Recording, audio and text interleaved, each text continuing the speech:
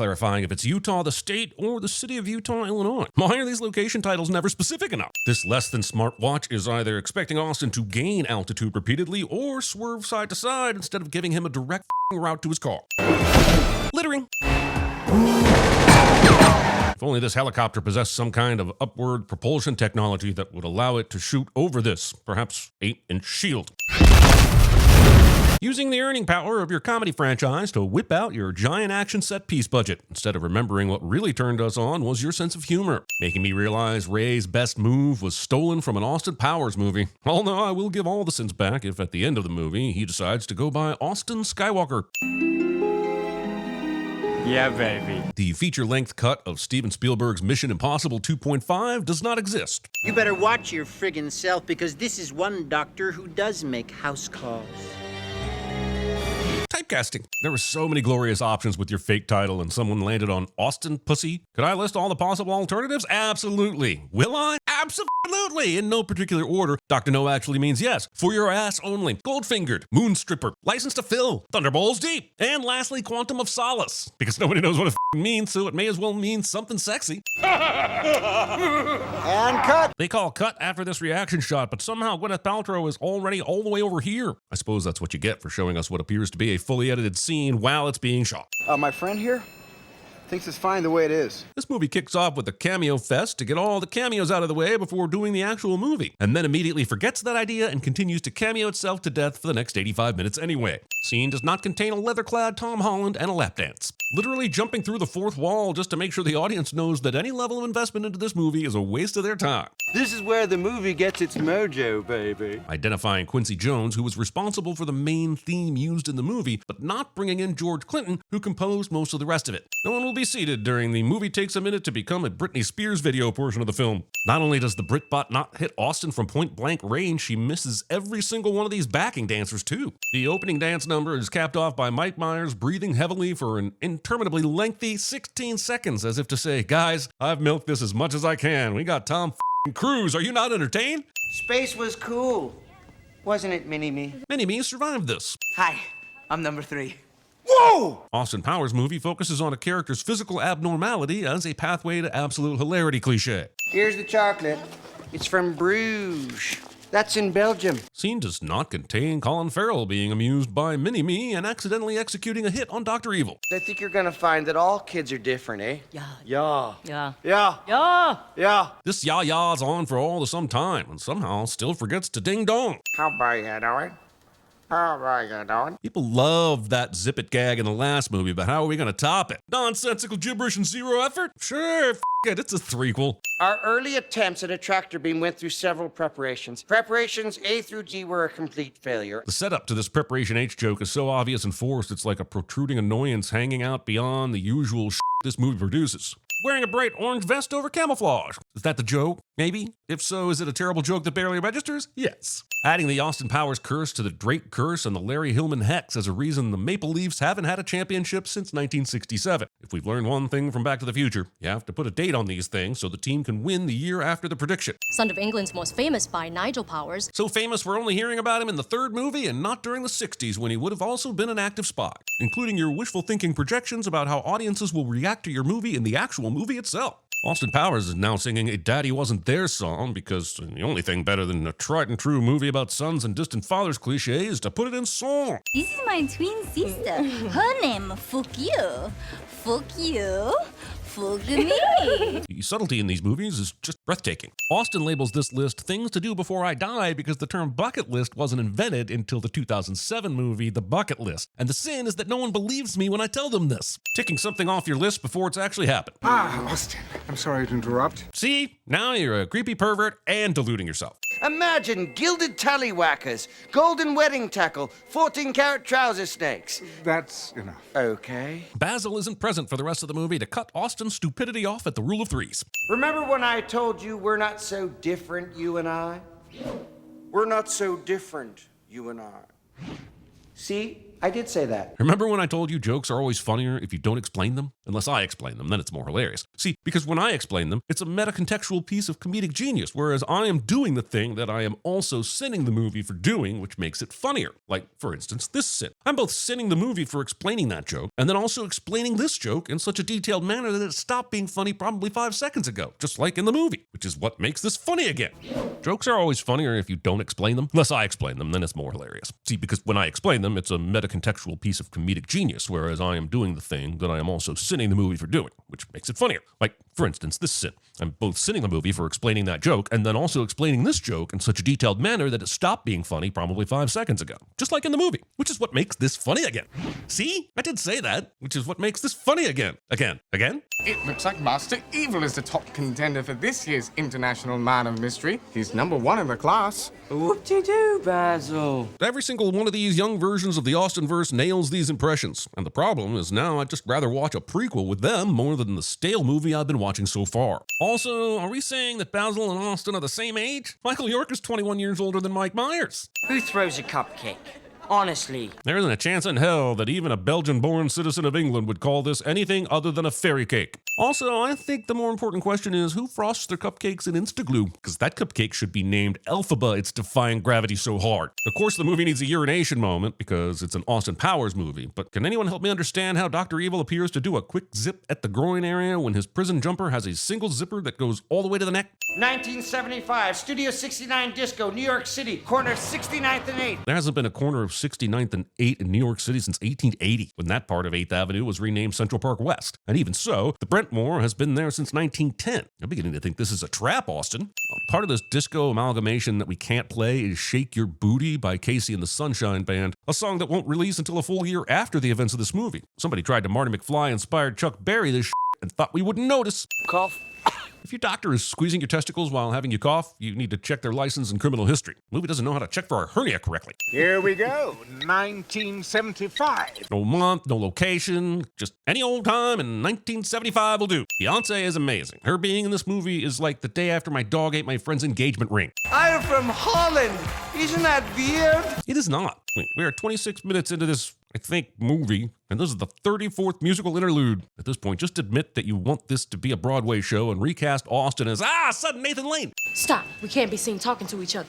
You did? The idea that Foxy and Nathan Lane had the time to perfect this conversation in the last few minutes since Austin Powers arrived is extremely hard for me to believe in this otherwise grounded film. Mama only got a taste of honey, but she wanted the whole beehive.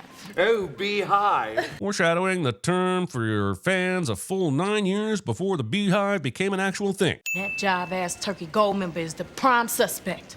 Ow! Funny gag, but this now suggests that Nathan Lane's character might be the one pulling the strings, making Foxy the puppet. Honestly, I can't think of a bigger blow to the 1970s feminist movement and disco. I'm here to rescue you. Come quickly. Making this demand of your father. I could have had it away with his cracking Judy, my old China. Are you telling pork pies in a bag of trout? Because if you are feeling quickly, why not just have a J. Arthur? The English. The suspense in which I was left to assume what this arm is doing. Welcome to 1975, Austin Powers and Faja. We really should have seen the Love Guru coming and put a stop to it. The fault lies with us all. Flapjack and a cigarette? Making your pancake syrup out of rubber cement. None of these guards flinch even an inch when Foxy grabs Goldmember. It was so distracting that I assumed they were all undercover and working with her, but they aren't. They were just given zero direction. Up yours, jive turkey! Here's a line Mike Myers wrote for Beyonce Knowles to say in this movie. They're taking my father to the time machine! Shouting about things we can clearly see for ourselves! Fortunately, Goldmember's club had just been outfitted with a car-sized emergency exit right next to the dance floor. You know, on the off chance a time-traveling lowrider should need to escape. 2002, here we come! More time travel in an Austin Powers film that I'm sure will be thought through and comprehensible. I'm just going to go forward in time about an hour, check how many time travel sins I wrote, and add them all now instead. Letting this Taco Bell product placement around Frau's Far Business distract from this incredible Katie Couric cameo. I only survived because her smoking carcass formed a protective cocoon of slaughtered human effluence. Okay, fine. You used the phrase slaughtered human effluence. You get a send off. They came across a blood-soaked baby, moi. Not pictured a blood-soaked baby, thankfully. Daddy's all pent up. Let's freak! The following interaction is allowed to happen by the director. Revealing the key you stole while right next to the guard who shouldn't know you stole a key, just so the audience knows the freakiness they witnessed at least had a purpose. How is Dr. Evil prisoner number 1 when he just got here? And don't tell me it's just so that Mini-Me can be prisoner number 1/2, because believe me, upending an entire penal system isn't worth the gag. Whoa, sudden college girlfriend flashback. This Hard Knock Life send-up is somehow even worse than the Just the Two of Us send-up in The Spy Who Shagged Me, and I'm not even sure how that's possible. Also, the song includes the line, E to the Vizzo, I to the Lizzo. And so help me, if the amazing Melissa Jefferson took her stage name from this movie, we riot. A couple of bee-hotches. This movie really did go overboard trying to inspire names for the Beyonce fans, didn't it? This email from Austin's bank has the wisdom to not call it an ATM machine, but can't help faltering later by calling it a PIN number. Also, it's Sir Austin Powers now, not Mr., and his bank should know that. So you're the... Austin Powers movie beats a character's physical abnormality into the ground as a pathway to yet even more absolute hilarity cliche. Continuing to let your Taco Bell paid partnership dominate the film. You know, Goldmember, I don't think that's something one dude should say to another dude. Limiting the free speech of dudes. It's powerful enough to pull the meteor Minus 22. into a collision course with the Earth upon entering the atmosphere, the hot ball of magma. Look, the history of film is full of comedians getting laughs from funny voices. Jerry Lewis, Paul Rubens, Bobcat Goldthwait. But sometimes it feels like Mike Myers thinks that the funny voice is the meat instead of the gravy. Yes, I have a Dutch accent. Isn't that weird? It is not. Look, this is how it goes. You attack me one at a time, and I knock you out with a single punch, okay? Go. Nigel would be a precog at fighting CinemaSins. Okay, okay? You've got me. Why is this gun any more intimidating to Nigel than the 3 guns he just made a huge deal out of being able to avoid so easily? Can I paint as you who gold? It's kind of my thing, you know. If it were your thing, I would have thought you would have done it back in 1975 when you had him captured and at your disposal. Why wait until now? The good news is, you ever get tired, you can use it as a kickstand. There is no thickness of non-turgid penile tissue that will withstand the weight of a human being. And of course, that's what Nigel means, but Nigel isn't thinking through the logistics of this assessment. That's our job. In order for any length or thickness of penis to be used as a kickstand, it would need to be tumescent. And since it would then be pointing more up instead of down, the body would also need to be turned upside down. Doesn't seem like such a perk to me the more I think about it. One of Dr. Evil's henchmen has been spotted at the Asahi Sumo Arena. But I'm not going to tell you that it's Fat Bastard, because honestly, his surprise return is the kind of spine-tingling experience we just couldn't imagine robbing from an audience. Can you picture the cheers when they see him in his sumo gear? I mean, we're talking on your left levels of panty wetness here, Austin. That's Fat Bastard. That's Fat Bastard. What? I didn't have any corn. Hilarity aside, what's the insinuation here? That someone is sneaking corn into your diet or sneaking corn-filled turds into your toilet? Oh, I left a rosebud in them for you. Not pictured a rosebud, thankfully. I tried going on a diet, you know. The zone. You know, carbs are the enemy. Taking what has been known dietary science for hundreds of years and renaming it every few years so you can make money off of desperate people. Having a job that makes you watch things in slow motion just to sin a purposely disgusting character for wearing underwear under his towel. Again, hilarity, but why did they all have water in their mouths? The longer the scene goes on, and boy, does it go on, the more curious I get about these 2 wrestlers in the back. Are they Fat Bastard's crew? They stepped in when he was fighting Austin, but then as soon as Austin pitfall across the soaking sumos, they just kind of faded into the background. And now they're just standing there like they're guards at Buckingham Palace or some shit. Who are those guys? I smell like hot, sick ass and a dead carcass. Expecting me to believe that this Scottish man would say ass instead of arse and carcass instead of carcass. Oh, even Steak would say that stinks. Fat Bastard accidentally provides a perfect pull quote for the DVD box of the movie he's in. Cool. Dr. Evil says cool instead of holy frickin' shit. I sure hope that seemingly random act of shark-based laser violence doesn't happen to me or someone I care about. Oh, this is uncomfortable. Taking 2 movies, 54 minutes, and 26 seconds to realize this. The tiny one can't take a hint. He doesn't understand. He is small. Thing my college girlfriend randomly said occasionally, seemingly to no one in particular, somehow makes it into the script. Your ass is happy. No. He said your assignment is an unhappy one. Oh, f*** off. Wait, there's a black bar hiding the rest of my subtitles. Let's just remove that. Oh, f*** off, you insipid f***. Phew. Glad we resolved that hilarious misunderstanding. Austin is having to force himself to pee to keep up this ruse. Totally realistic, understandable, and plot relevant, but why did they only have a single peeing angel statue here when there is a base for a second one across the way? Sure, you can kill me, but then what happens to Austin Powers' Spaja? I get that having Nigel conveniently locked up and ready to reveal just in case Austin shows up is textbook Bond villain mockery. But why have him on the crane across the room when he could have already been by the conveyor belt? That's just inefficiency.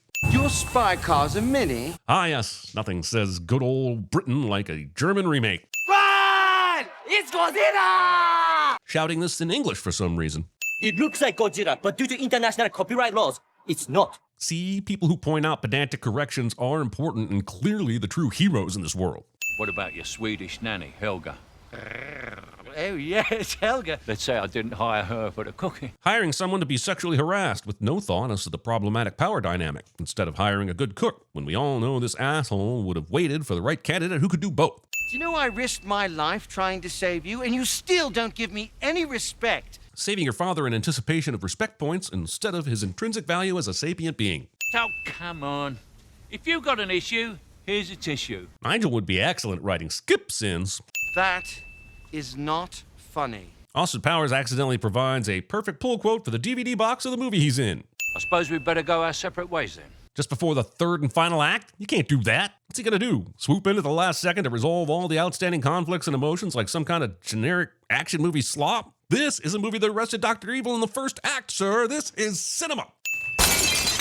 Delivering a gift basket with an empty champagne bottle in it. Mole! Bloody mole! We're not supposed to talk about the bloody mole, but there's a bloody mole winking me in the face! Movie decides to imitate Christopher Nolan's response anytime someone who's seen Dunkirk tells him it's actually called a jetty. This spy car's also a submarine. He said, convenient to the needs of the missionly. 1 billion, gajillion, fifillion, shabadoo. Not realizing it's better for a joke to die hilarious than live long enough to become a lame one. Well, these are the same joke as they did in the last Austin Powers movie. When 2002 Ozzy Osbourne is coherent enough to nail the primary sin of your movie and hang a lantern on it, perhaps it's time to do some soul searching. Picking the chair on the edge of a tank filled with sharks with frickin' laser beams on their heads. There's only one uniform. Saying this before you even look in any of the lockers, as if you know the script is just setting up a joke. Oh good, we're doing the ridiculous and forced shadow misunderstanding again. Can you make a shadow of a dead horse and then beat on it? At least that would have an element of truth to it. At least the director was self-aware enough to say, let's include Austin eating an apple in this overplayed shadow section so the audience will know I'm a lazy asshole for using gags from previous movies with little variation or nuance. What the? Who? But how? Where? Huh? I get that nobody is trying to win a Pulitzer here, but the way this movie yada yada is how they get this key and get the jump on Dr. Evil here is some elite level yada. I have to protect my son. Dad, I'm fine. I'm not talking about you. But there's no bloody way you could have fathomed that, me old fucker, when I was clearly pulling your leg with a classic case of vague noun game like a silly bugger. Apples and pears and tish poof tosh, you know? Dr. Evil's not your son. I am. You both are. The good old surprise father reveal. Well, if it was good enough to keep Maury going for all those years, why not slip it into your threequel too? Very interesting story, Mr. Powers. Said no one ever. You'll pay. You'll all pay! Scott Evil accidentally provides a perfect pull quote for the DVD box of the movie he's in. Too bad for me? How about too bad for you? Oh no! Mr. Roboto created a tractor beam, Goldmember created cold fusion, and yet neither of them could design a waterproof key? Of all the things that could have aged poorly in this movie, I wasn't expecting Dr. Evil's ass tattoo to be the clear winner. Hey, assholes! Do I have time for a little smoke and a pancake, or what? This movie ends with a cameo as some sort of cameo callback to the beginning, but has forgotten that the movie has cameoed itself to death for the last 85 minutes anyway. I went on the subway diet, just like Jared. I'm gonna get you, Austin Powers. Reusing the evil lair that your predecessor was arrested in. Promises, promises.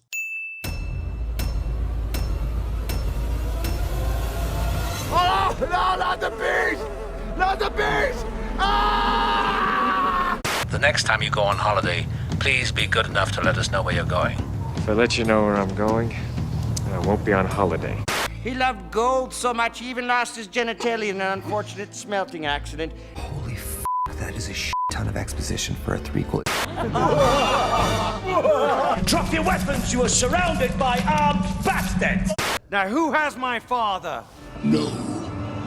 I am your father. Would you like a schmuck and a pancake? A what? Did I stutter? Flapjack and a cigarette? Too early for flapjacks? Nice. Oh, don't be shy. Let's have a look. I got a feeling beneath those jeans is something wonderful just waiting to get out. Run! It's Godzilla! It looks like Godzilla, but due to international copyright laws, it's not. Ah, it's funny. I can gently tap the fourth wall, too. Are you sure you can trust Dr. Evil? He ain't heavy.